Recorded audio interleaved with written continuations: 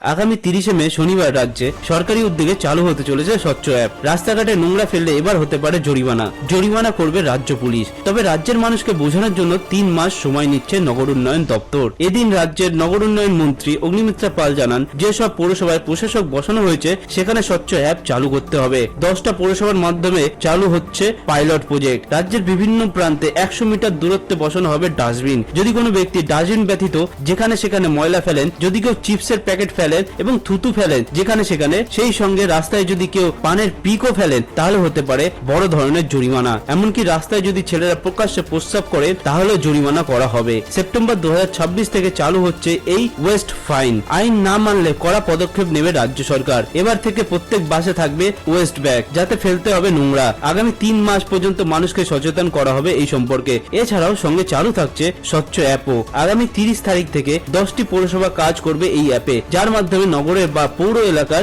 নিয়ম কানুন সম্পর্কে জানা যাবে। এছাড়া অ্যাপের মাধ্যমে রাস্তায় পড়ে থাকা আবর্জনার ছবি আপলোড করে অভিযোগ জানাতে পারবেন সাধারণ মানুষ। এখন এই পর্যন্ত। আরো আপডেট পেতে চ্যানেলটিকে ফলো এবং সাবস্ক্রাইব করুন।